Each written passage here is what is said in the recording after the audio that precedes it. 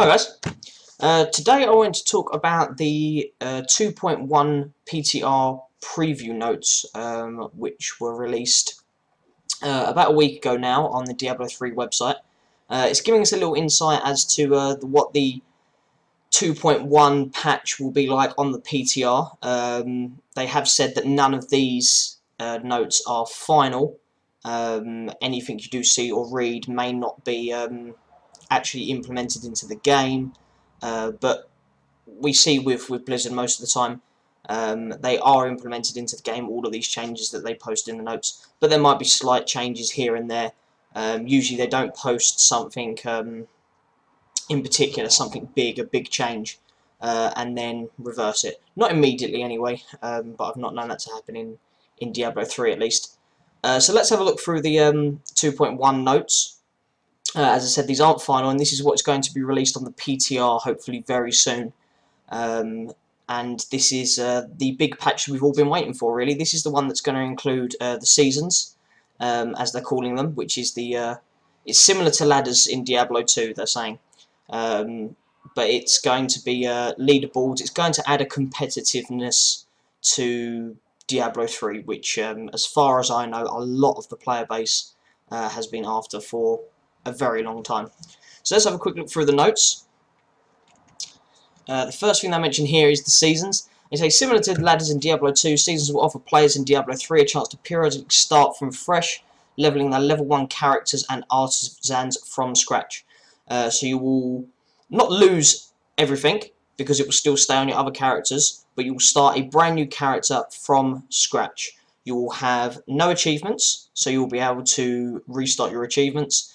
Your blacksmith, your mystic, your jeweler, you will have to complete the quest for, or find in the case of the jeweler or the mystic, and level up again using the materials and the gold from scratch. Finding the recipes as you did before. They haven't said exactly how long season's going to last, but the opportunity to start from scratch is great. I mean, I've been playing on EU for about a year and a half before I switched over to America to start an alternative American account. I don't main America, I still main in Europe. And it was great. The whole idea of being able to start from fresh, no achievements unlocked, no paragon levels. It was good. I mean, it's one of the things that I've always liked about any sort of MMO or any RPG, is starting from fresh, having absolutely nothing, and working your way up. So say here that they've added Conquests to the season as well, which says, with the start of each season, players will have the opportunity to earn Conquests. Conquests are special season-only achievements offered in addition to the suite of non-seasonal achievements that are already available in the game, so the achievements you can already see, that represent a variety of challenging goals. These goals can vary in terms of gameplay and difficulty, and some might be easier to complete than others. So it's not making the Conquests elitist in any way, or you're going to need a lot of time available. It is recommended if you want to be near the top or be the best of the best, that you do have a lot of time spare to put into to seasons. But if not, then I'm sure there's going to be a variety of things that you can achieve, even if you put in an hour, perhaps 2 hours every night. Conquests are considered first come, first serve, and the first 1,000 individuals to complete a conquest within a given season will be immortalised on that season's regional leaderboard. So they're sort of like round firsts or world firsts were on WoW. They're individual achievements that make you look good for that season alone. You can say, for instance, they're somewhat the equivalent of getting Challenger, Rival, Duelist, Gladiator in the PvP seasons in World of Warcraft, for instance. But it's something that's going to stay on your account. It's going to make you look good. You know, I achieved this in the very first season, or I got this far, or I did this which no one else did. It could be like there's a conquest to break 10,000 graves in 10 minutes, or something random like that. I know those numbers don't seem very accurate, but it can be something that you look back on and you say, oh yeah, you know, first season where everyone was rushing through the levels, and that I went off and killed 6 grotesques in 30 seconds, or something random like that. But it's a nice little addition. It's keeping the game fresh, and rather than just saying, oh, here's your ladders, they're bringing more stuff with it as well. says here, no seasons, no problem. Not in the mood to start from scratch, you can still benefit from seasons. New seasonal legendaries, there will be individual legendaries which are for seasons only until that season is over.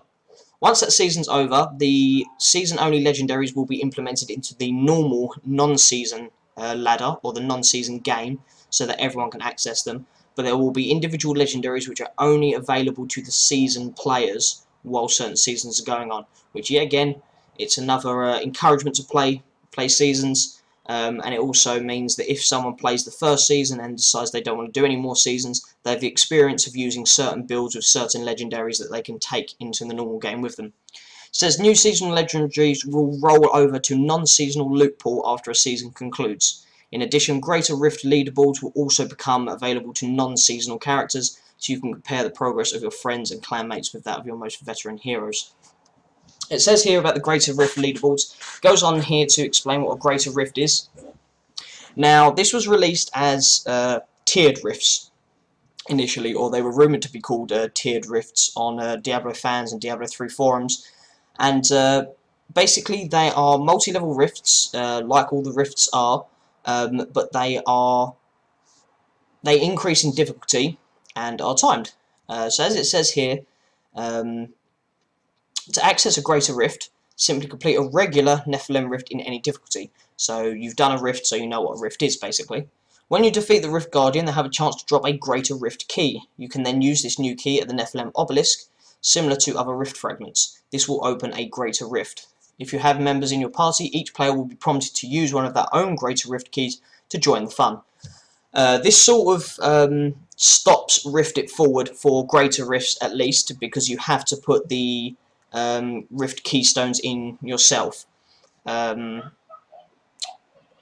Unfortunately, yes, this doesn't mean that you can have someone in your group say, oh, you know, oh, I haven't got any rifts at the moment, rift fragments, I haven't been able to get on, oh, no worries, I can open a rift for you. It's going to be a case of you need to put in the time to get the rift fragments, because you can no longer leech, as it were, off of clanmates or friends in your party. So it says here how the Greater Rifts work. While Greater Rifts are a type of Nephilim Rift, there are some key differences between the two features. In the Greater Rifts, you'll race against a clock to fill a progress bar by acquiring monster kills.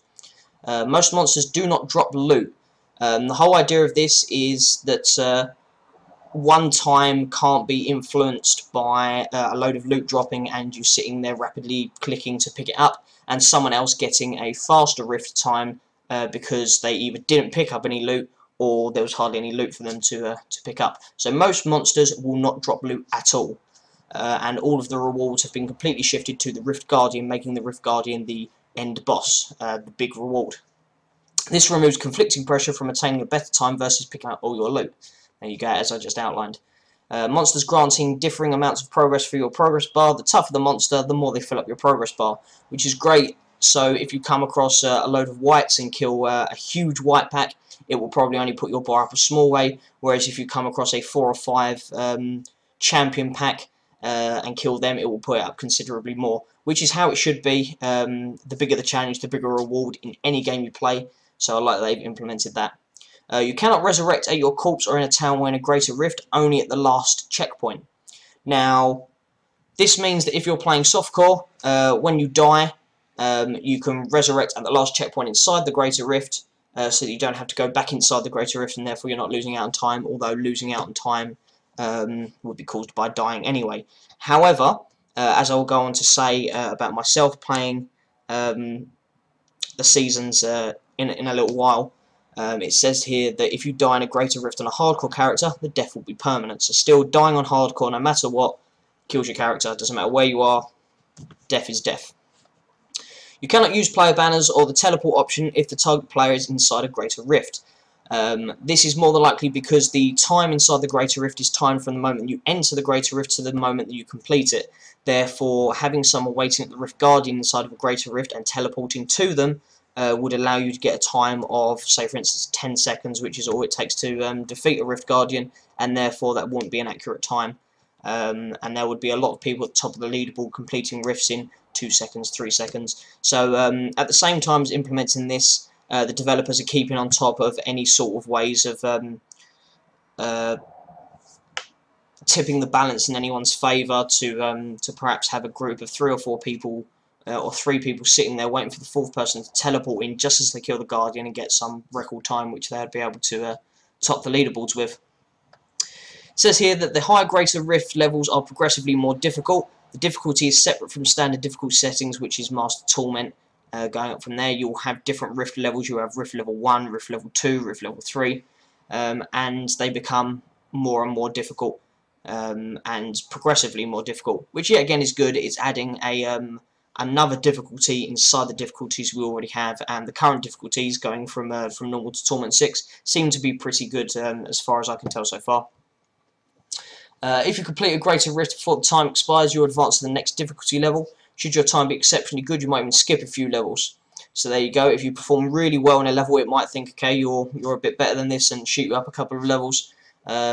Whereas if you just barely make it, it will put you up to the next level to see if you're competent enough to complete that one. Sort of works in a sort of an MMR way, I would say. It just as a sort of a rough example, it would be that if you keep, you know, if you win quite easily in Arena in World of Warcraft several times, then you start playing higher MMR teams, and therefore it becomes more of a challenge because that's what you're suited to. It's sort of similar. If you complete it, if you complete like a level with 2 minutes to go, then there's no point you completing another one that's only slightly more difficult with 1:30 to go. It's going to bump you up so that you're actually having a challenge of some sort. This is one of the greatest things that they're adding in 2.1, and I like the look of in particular, is legendary gems. Greater rifts are truly a challenge, and conquering such challenges should be met with great reward to provide a unique and upgradable incentive for introducing legendary gems. Legendary gems are still undergoing significant iteration at this time, so you won't see them available on the PTR right away, so we may not see them when 2.1 is released on the PTR, but the gist is that these gems are infinitely upgradable and provide special legendary powers when socketed into the appropriate gear slot. We don't know exactly what these are yet. They could be, you see, like the legendary affixes currently on weapons and other pieces of armor that you can get, which increase, say, your pet's attack speed by 75%. They could be gems that do similar things to that. We can only wait, hope, and pray that they will be as good as Blizzard are making them out to be. So keep checking the D3 forums to see if you get any news on that. But as soon as anything comes out about the legendary gems, I'm sure it will be all over the forums. But that is something I'm looking forward to in particular. It says here, some of the changes in greater rifts are also coming to regular Nephilim rifts, like the way the completion bar will advance based on monster difficulty. So it's not just a greater rift thing. The harder the difficulty, the more the bar goes up, is also being introduced into normal rifts. In addition, we're slightly modifying the entry mechanisms for all rifts. All players will need to have a rift fragment in order to enter a Nephilim rift, as I said before, which sort of kills Rift It Forward. However, we're reducing the cost for entering a Nephilim rift down to 1 rift fragment per character to compensate. So even if you don't have as much time to farm rift fragments, you only need 1 rift fragment per rift, so that does make it a lot easier, and yet again doesn't discourage people from playing the game because they haven't got hours and hours to sink into it. It says here about the leaderboards. With so many ways to compete, we want to provide players with a quick and easy way to measure their progress. Enter our next big feature for patch 2.1, leaderboards. Leaderboards will track progress for greater rifts, seasonal achievement points, and seasonal conquests across a variety of game styles. Designed to be informative and detailed, leaderboards will allow you to compare your progress to that of your gameplay region, friends, and clan members, and each type of board will track progress a little differently. You have the Greater Rift leaderboards, which will measure how far people have got in a Greater Rift and in what time they have completed it. And there will be different leaderboards for the different categories. You will have one solo play for each class, so the fastest barbarians, demon hunters, etc. For the 2-player groups, 3-player groups, and the 4-player groups. The season-only leaderboards. Some leaderboards will be season-only. For example, Conquests are only tracked on seasonal characters, so these leaderboards will not have a non-season equivalent. The same will be true for seasonal achievement points. So racking up your achievements as you go along in your story playthrough will probably be very important to do during seasons. In addition, because conquests and achievements are account-wide, their associated leaderboards will not be split between normal and hardcore even though some of the achievements may require you playing either on hardcore or softcore, they won't be split in any way. So here's some combat changes here. These are very, very important, especially to monks. I can only imagine a lot of you are watching this video because you're subscribed, and obviously, as you know, I'm a monk player, I'm a monk main, and most of my videos are to do with monk. Dexterity. They are changing dexterity so that we get armor value from it.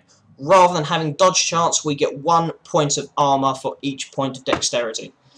So there will be none of this continuously trying to compensate for having no armor in comparison to Crusaders and Barbarians, who are just stacking strength because it's their main stat and getting loads of armor out of it.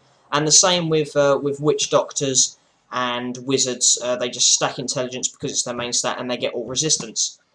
Demon Hunters are sort of a funny case because a lot of Demon Hunter builds that use Vault, for instance, like there are a lot of Vault action shot builds. Vault provides immunity, so that's sort of dodge within itself. But apart from that, Demon Hunters can kite. They can be really far away, and they can just fire into the unknown and kill several enemies, clear rifts. I know there are certain builds that that monks can do this with. However, they're not ideal builds. They're not going to clear Torment 6. They're not going to clear even lower Torments fast. Like Wave of Light builds, for instance, even though there have been changes to Wave of Light, they don't have the same kite ability or ranged damage as Demon Hunters, so it's never really caused them a problem to have dexterity to dodge. However, it will really help out Demon Hunters to have that extra armor anyway, in case they do get caught. But with monks, it's always been an issue because we're right up front. We're dealing all this melee damage. We're in the middle of packs. We're using Cyclone Strike to bring all these guys in, and then we're just relying on this RNG God of Ours to hopefully dodge with all this dexterity we have. Now they are changing it so that dexterity provides armor. Monsters can hit on us all they like. We have the same survivability as Barbarians do. That we love. The healing is also going to be changed. It says here, currently healing provided by gear isn't very valuable because you receive the vast amount of healing from your health globes. During internal testing, we've discovered that as you reached higher, greater rift levels, you really wanted more of your healing to come from your gear in order to survive. To facilitate this, we are reducing the amount of healing health globes provided, but buffing life on hit and life regen. This was one change that happened with Reaper of Souls being released, is they removed Life Leech. Life Leech was very strong. It allowed a lot of people to run MP10 very easily with Life Leech, perhaps too easily in some places with certain weapons, but that was in an older time when the auction house was around, and it was a different game. But when they removed Life Leech, yes, it was sort of relying on health globes to survive, or just a vast amount of all resistance and armor. But now life on hit and life regen is going to be buffed. That means, for instance, Monk's Mantra of Healing is going to be buffed just as it's passive. And if you take the rune which provides life on hit, that will be buffed as well. So Mantra of Healing is looking really good for monks in 2.1. And the last little bit they say here is the cesspools. While Seasons and Greater Rifts are definitely taking centre stage with the next patch, we're also providing some additional content to add more variety and flavour to your adventure mode exploration. Originally designed as the sewers of Westmarch, we weren't quite able to include the cesspools in the list of playable environments in Reaper of Souls by the time the expansion launched. Still, we love the look of this festering, dank underworld, and we've spent some time polishing it up for use in Nephilim Rifts and Greater Rifts. You'll have a chance to spawn cesspool levels while in a rift, and we hope you enjoy this new randomised landscape. So they're still putting new things in. They may even introduce more than one area, but it's another additional area for rifts to be generated in, another area for you to do your Act 5 bounties in. It's new content, and we love new content, especially when it's free new content like this in a game that is already as good as it is. So to sum up, the big news obviously is that 2.1 is going to bring us our seasons, our ladders. The really big news for monks is the dexterity. Per 1 point of dexterity, we get 1 point of armor, a massive change, and is really going to help us out across the board, basically. In ways of monks damage, we will have to see what seasonal legendaries get introduced, how the game can then compensate by us not having to stack as much armor or resistance, and perhaps being able to sacrifice what was once some of our great survivability for extra cooldown reduction or just extra damage across the board. So we'll have to see how that goes. Myself, I will be playing ladders. I will be playing a monk, obviously, and I will be playing hardcore seasons. I will be streaming the hardcore seasons as soon as they go live. I'll be streaming some PTR content if I can, when I can. But when they actually go live into the full game, I will be streaming more than likely for 24 hours hardcore seasons. So the first day, night, whatever time it is released. So by all means, you know, keep up to date with the channel. Subscribe to the channel. Check out my threads on Diablo fans, which I'll be keeping up to date with the plans for the future and what I will be doing. And then you can head over to twitch.tv/Raisoon when I do decide to stream both the PTR content and the live seasons, and hopefully you'll be able to race me, keep up with me, group up with me if you're playing hardcore, obviously. But it's something I'm definitely looking forward to. It's something that's going to bring back a lot of players that didn't come back to ROS because there wasn't ladders immediately. Going to bring back a lot of people that have stopped playing ROS because there was empty promises that we were getting things and we didn't know how long they were going to be. But this here is the big news, is the great news that we love, guys. And hopefully this will bring you back if you're not already playing. And if you are, get that practice in. Start some new characters. Don't use any Paragon points. Try and imagine yourself playing without the use of anything. Try and estimate when you would level up your artisans, for instance, and just get that that early practice in, so that when these seasons do come out, you can shoot for the top of those leaderboards. As I said, guys, if you like this stuff, please subscribe to the channel. You can keep up to date and not miss a video, know exactly what's going on and when. I will keep you up to date with anything I find out from Blizzard about the PTR, when it will be released, or any other 2.1 notes that we come across. Like this video, check out my social links, which are obviously at the beginning and the end of the video. Add me, my battle tag is down in the bottom right hand corner. And as always, guys, thanks very much for watching.